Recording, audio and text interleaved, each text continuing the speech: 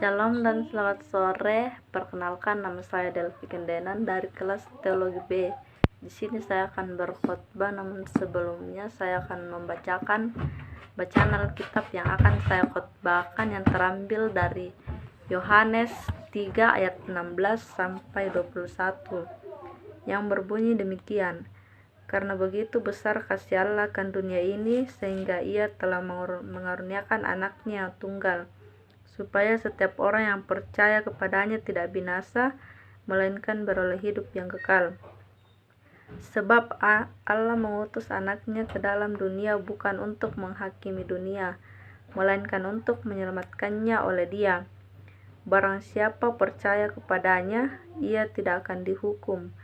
Barang siapa tidak percaya, ia telah berada di bawah hukuman, sebab ia tidak percaya dalam nama Anak Tunggal Allah.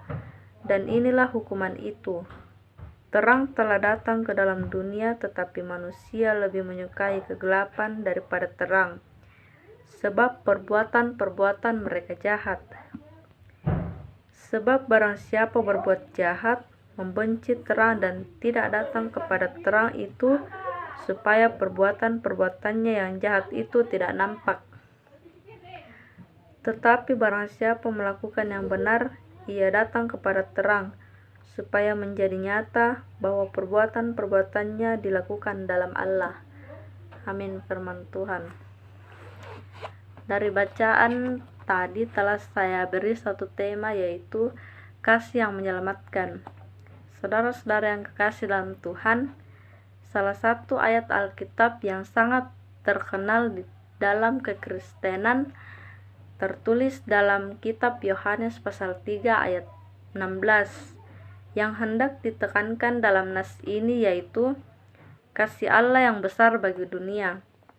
Hal ini menjadi alasan mengapa Allah berinkarnasi menjadi manusia, bahwa Allah tidak menghendaki kebinasaan dari ciptaannya. Saudara-saudara sekalian, kasih itu bukan hanya kepada satu orang, tetapi kepada semua orang yang percaya kepada Yesus. Orang yang percaya kepada Yesus akan mendapatkan keselamatan, tetapi yang tidak percaya akan membawa dirinya kepada kebinasaan karena dosanya. Jadi, Tuhan Yesus datang ke dunia untuk membawa kabar baik, bukan kabar penghukuman atau kabar buruk. Dapat kita ibaratkan seperti tim penyelamat yang datang untuk menolong kita ketika kita dalam suatu musibah yang hebat. Maka tidak ada jalan lain untuk selamat dari musibah itu selain menerima pertolongan dari tim penyelamat. Nah, saudara-saudara sekalian, sama halnya dengan Yesus yang datang ke dunia untuk menyelamatkan kita dari jurang maut. Kita tidak dapat menerima bantuan dari siapapun kecuali dari Yesus untuk menyelamatkan kita dari jurang maut. Kunci kehidupan itu tidak lain adalah firman Tuhan, keselamatan Tuhan yang tampak dalam hidup manusia. Itulah sebabnya dikatakan, yang berbahagia ialah mereka yang mendengarkan firman Tuhan dan yang memeliharanya. Ini terdapat dalam Lukas pasal 11 ayat 28. Saudara-saudara, jika firman Tuhan diberikan kepada kita, kita seharusnya tidak lagi bertanya, apakah kita bisa melakukannya atau tidak. Tetapi kita bertanya pada diri kita sendiri, apakah kita mau selamat atau tidak. Itulah yang hendaknya disampaikan oleh firman Tuhan pada kita. Bagi siapa yang hendak mendapatkan keselamatan dari Tuhan, akan datang kepada terang Tuhan. Tetapi jika kita tidak mau selamat, maka kita akan membenci terang Tuhan.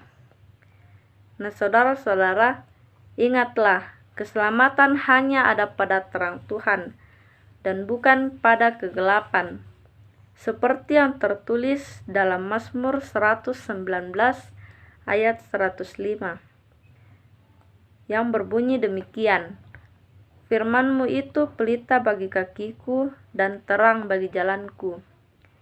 Kiranya Roh Kudus memampukan, Roh Kudus memimpin kita dalam menjalani kehidupan ini. Amin. Demikianlah khotbah dari saya. Shalom, Tuhan Yesus memberkati.